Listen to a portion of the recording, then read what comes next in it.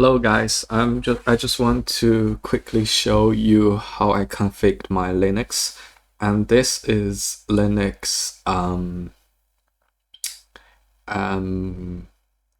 Mint Cinnamon. So it's a really lightweight version of Linux. I wasn't a Linux user. I used Windows most of the time, but I watched a video about how great Linux is and how you can use different tools in a tiling window manager.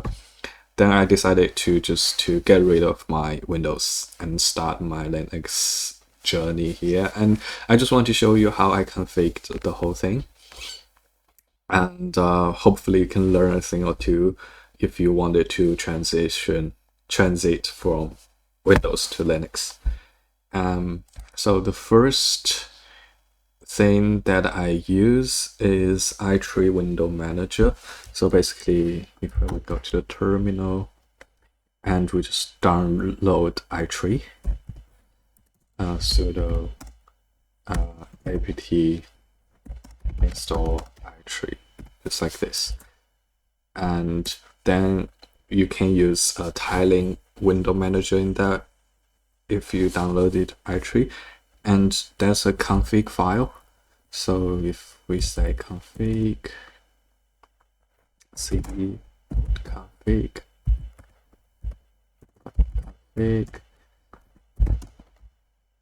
you see it's here, a config file.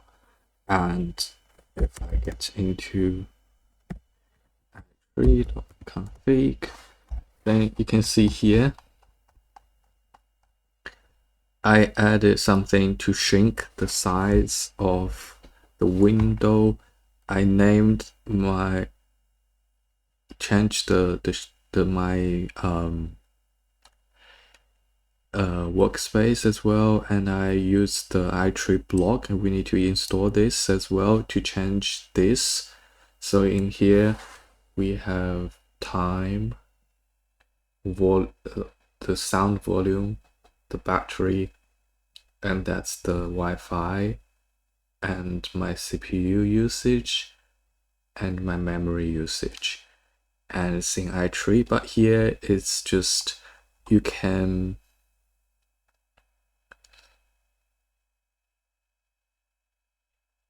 same mining spot for the arrow keys. All right, so basically those in here you can configure your i3 window manager, and you can determine how you can use it. But this one is, you see, then you need to edit fair and Picom. For this one is for the background, right? And Picom is why I can you see it's transparent. So usually if you don't use Picom, the i3 windows wouldn't be transparent, and there wouldn't be animation as well. So actually there are a little bit animation here, is not so obvious. But I guess if I go to Google, I can change it to be more, if you want to add like smooth transition, you can add it as well. And let's see our Picom config file.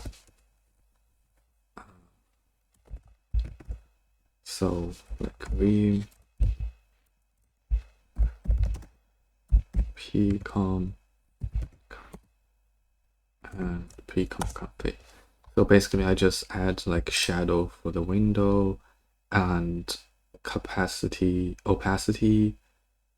and here the rounded corner here, and that's the glass effect, so it's blurred a little. And the rule for i3 bar, I'm not using i3 bar, so that one actually doesn't matter that much. Well, and then it's the terminal. So the default terminal is Genome. I tried to configure it, but I just couldn't reach the result I wanted. I'll show you.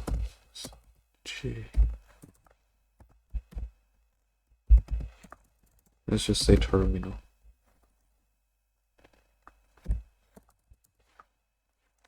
Why is not showing?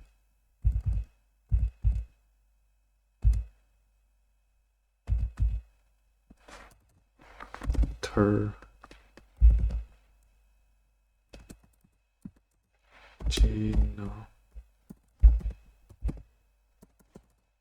Maybe I can't find it here, but I'm pretty sure I can find it here too. Like this, right? It's like G. I can't even remember the name.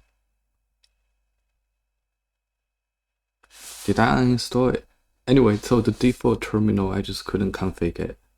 Then I downloaded Alacritty, so it's this one, Alacritty, sorry, Alacritty, and Alacritty. So it looks really good, and it doesn't show the bar on top as well, and the font is nice, and you can change the font inside. I can show here a config file. So I can change the opacity of the window, and I can use, that's my font. You can use any font you want, because if you need to program, just use a font that's good for programming, because inside of your Vim, so your editor, your IDE, it will use that font as well. So just use the font that you're normally coding with, and you can change the size here. And the padding, if you don't use the padding, then this one will be at the corner. It doesn't look nice at all. So you can add padding thing, and you can use the theme. Alright. So that's the Alacritty. Then I said i3 Picom Alacritty, and then is the Ranger. You can use actually the default file manager. It's called Nemo. You use it like this, and actually if you use a browser and you need to choose a file, this Nemo is still the default file manager. But if you're just coding, then I suggest you to use Ranger, and it's a lot faster. For example, if I'm doing my React project, I can open like a JSX file really quickly, and I can open like here Ranger and open another file, practice project, please app. For example, I want an app, and I can open like several of them really quickly, and I can split the window. This is doesn't seem as cool right now, but if I'll mention the Tmux, if we use Tmux, it's gonna be 10 times better. And it's super cool if you're a programmer, and this type of tools just feels so nice. And after Ranger, then we talk about Vim. So Vim, I think 1,000 people mention it. It's a really powerful editor, and I was so surprised by the macro and things like that. I just started to using Vim, so I feel like it's very good. In terms of auto suggestion stuff, maybe it's not as good as VS Code, but it's so lightweight and so customizable, and there's so many shortcuts that you can use, so many combos that can achieve amazing things. I'll just show you a few things that I've learned. For example, if I go to like questions here, for example, I want to put this constant from here from here to go to behind this. So what I'm gonna do is 1, 2, 3, 4 lines, 5 lines. Then what I'm gonna do is 5dd. Then I just cut it. You see it's so fast, I don't even need to use my mouth. And then I go here and press P. And that's it. So fast, isn't it? And if I don't want it, I just press U. And if I want to go to, for example, line 48 or 49 or something, I just 49GG. It will automatically go to that line. And if I want to edit it, I just press I. If I want to delete if I want to edit after that line, I press O. And I can delete it as well if I press S. And if I want to delete the whole word and start editing, I use capital S.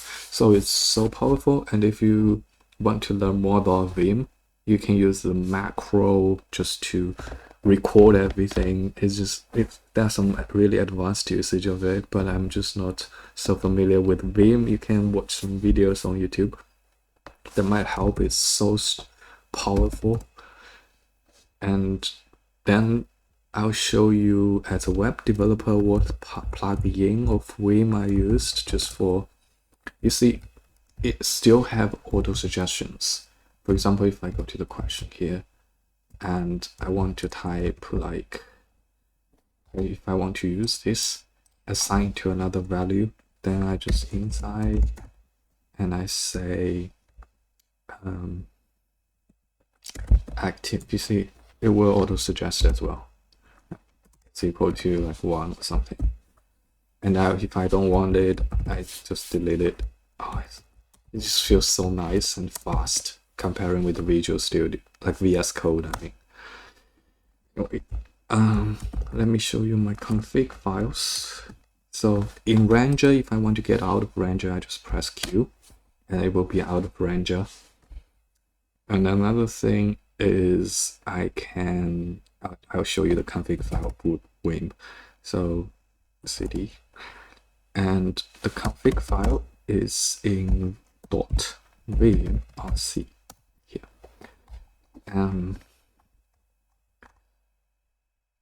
I changed the color scheme. I used Prettier plugin for all those files. And sometimes I want to color my config files. I just tell them where it is. Sometimes they cannot recognize it. That's the indentation. I wanted to fix it. I think even I just delete this, it will be fine now. Here is just a lot of things that the JSX thing doesn't work that well. I just tried a lot of things. Probably I can delete a lot of that as well, but it works fine now. I'll just show you the plugin that I used. It's inside Vim .vim rc.plug. That's the plugin. This is fugitive. That's the color scheme. There's a lot of color schemes. I tried a few of them and I still really using the girl box. This indent, Prettier. I love Prettier, and Dracula, and this is for JavaScript files, so it will recognize JavaScript files correctly, and JSX files for the syntax, and this is auto completion. That's the plugins that I used, and it works pretty well for me at the moment. Maybe I need to add a few more things in the future if I want it to be more powerful. And another thing is I want to use my D menu more effectively. So if I just say D menu, I think it should be D menu 1 or something. D menu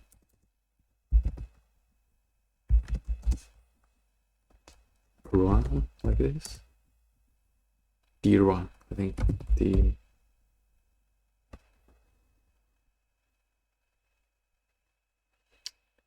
I can't remember. Anyway, if you press in i3, if you press Mod and D, it will show the D menu, but it doesn't look great.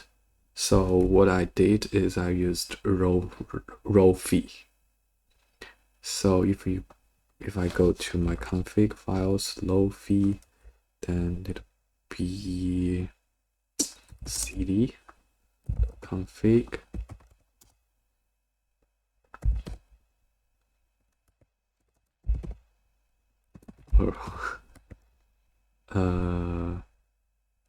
cd Rofi, and here I just configured my.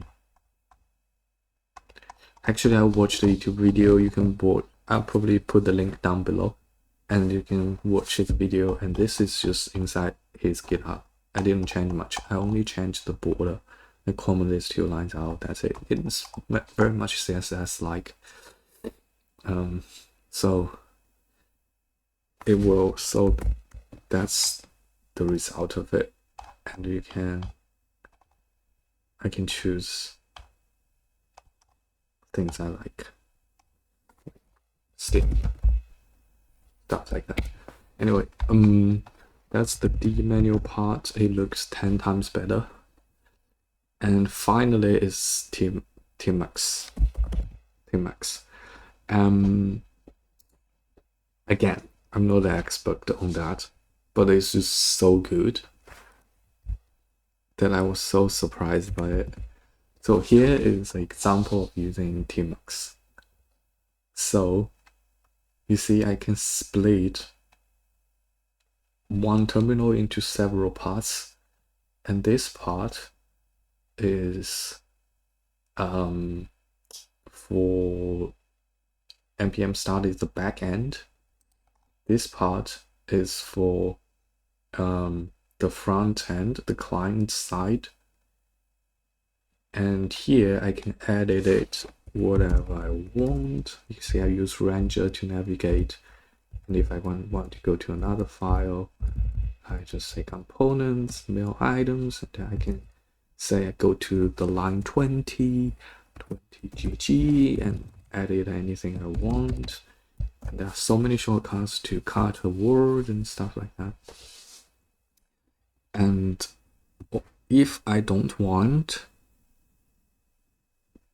that Tmux anymore, I want to go to my terminal and do something else, then I press Ctrl and D, then I press D to detach. And you see it will say detached from session 1, and I can do whatever I want.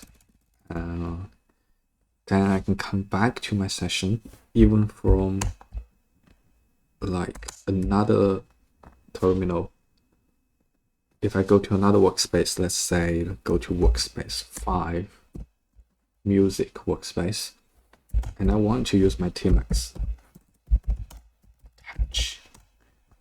will come back automatically. It's just so great, and I really like Tmux a lot. All right, here's everything. That's everything I configured in these 2 days using Linux, and I'm so excited about it. It just blows my mind how many things you can do, and hopefully you guys can learn a few things if you just started to transition from Windows to Linux. And there are a lot of YouTube videos about it. For every tool I mentioned here, hopefully this can improve your programming like efficiency a lot. Hopefully it can be a lot more productive after this. Thank you guys. I'll see you guys next time.